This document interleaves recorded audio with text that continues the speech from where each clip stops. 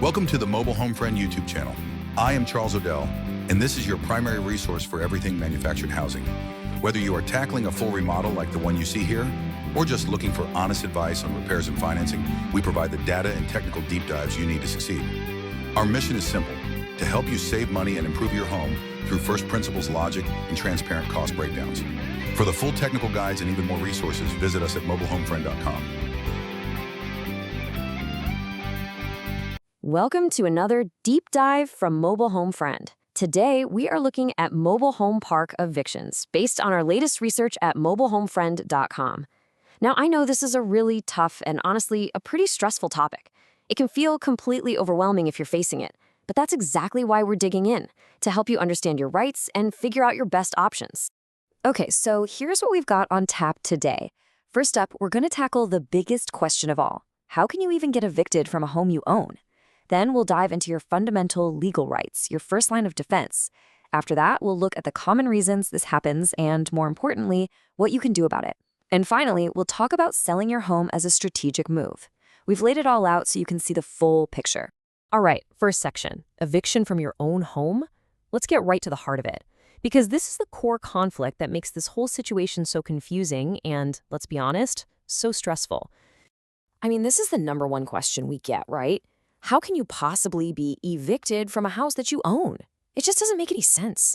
You put your money, your hard work into this place. It's yours. So how can somebody else just tell you to pack up and get out? It's a totally fair and frustrating question. And understanding the answer, well, that's the key to everything else we're going to talk about. And here it is. This is the piece of the puzzle that changes everything.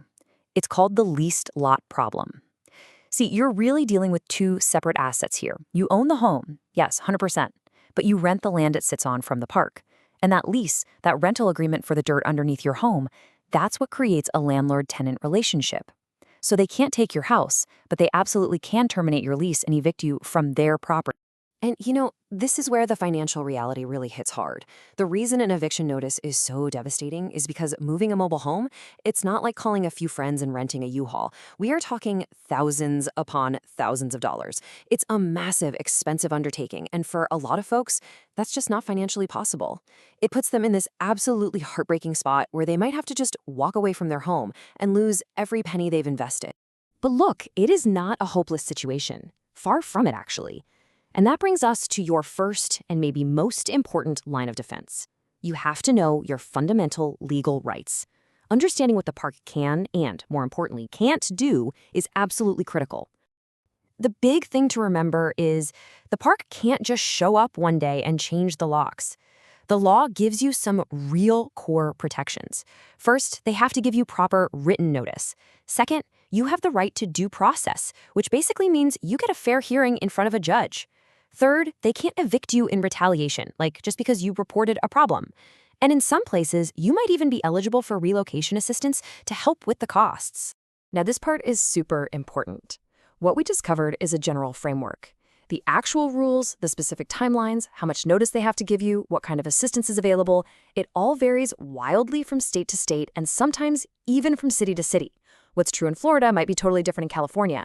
If you want the full technical breakdown with links to state-specific info, we've got all of that laid out in the full post on mobilehomefriend.com. Okay, if you only take one thing away from this whole explainer, let it be this. This is, without a doubt, the single most important piece of advice we can give you. If you get an eviction notice, the very first thing you should do, before anything else, is call a local attorney who specializes in landlord-tenant law. They know the local rules inside and out, and they will be your absolute best advocate to guide you through this. All right, so now you know your rights. Let's flip the coin over and look at it from the other side. What are the common reasons a park would even start this process in the first place? Because, knowing what you're up against is half the battle.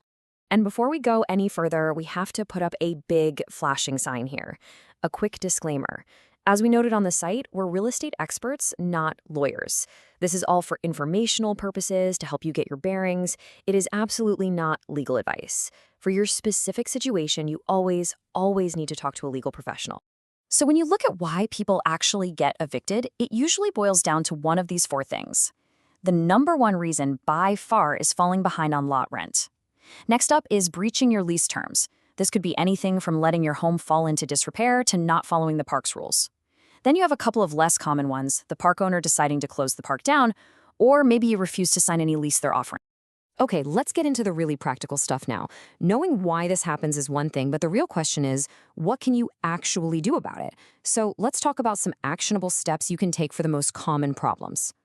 All right, problem number one, breaching your lease. So let's imagine you get a notice from the park manager saying your home needs repairs and that you're technically in breach of your lease.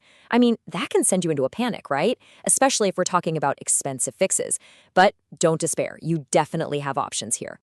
So here's the game plan. Step one, pull out your lease and read exactly what it says about home maintenance. Know your obligations. Step two, and this is the big one, go talk to the park manager. Don't avoid them.